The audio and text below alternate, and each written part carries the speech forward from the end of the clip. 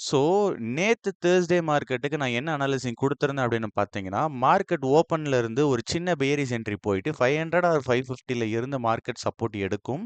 So, அப்படி 500ல support எடுக்குது அப்படின்னா 550ல ரீட்ரேஸ் ஆகும். அந்த ரீட்ரேஸ்மென்ட்ல ஒரு பேரிஷ் ட்ரேட் எடுத்தா கண்டிப்பா 600யும் பிரேக் பண்ணி மார்க்கெட் போறதுக்கு அதிக சான்சஸ் இருக்கு அப்படின்றது போல ஒரு டைரக்ஷனல் அனாலிசிங் குடுத்திருந்தேன்.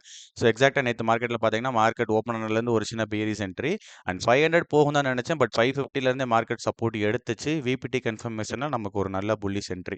பட் இவ்ளோ பெரிய புல்லிஷ் நான் எக்ஸ்பெக்ட் பண்ணல. நான் ஒரு 650யோட கம்ப்ளீட் ஆயிரும்னு தான் நெனச்சேன். ஏன்னா, என்னோட என்ட்ரி இயர்லியராவே க்ளோஸ் ஆயிடுச்சு. கரண்ட் டே ஹைல என்னோட ஃபர்ஸ்ட் என்ட்ரி க்ளோஸ் ஆயிருச்சு.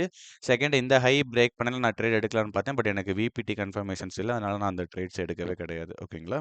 ஸோ விபிடி வந்து ஒரு நல்ல கன்ஃபர்மேஷன்ஸ்ல நமக்கு இங்க இருந்தே ஒரு ட்ரேட் குடுத்திருந்தது. அண்ட் பிரேக் அவுட் ட்ரேட் இங்கேயும் கிடைச்சிருந்தது. பட் நான் எடுக்கல. ஓகேங்களா? ஸோ அண்ட் ஓப்பன் இன்ட்ரெஸ்ட்டும் ஒரு நல்ல ஒரு பெர்ஃபார்மன்ஸ் இருந்துச்சு இந்த டேட்ல. ஸோ ஓப்பன் இன்ட்ரெஸ்ட் நான் பேக் டெஸ்ட் எடுத்து வைக்கல. நேத்து ஈவினிங் சுத்தமா வேலை பார்க்கறதுக்கு டைம் இல்லாத ஒரு ரீசன்னால. ஓகேங்களா?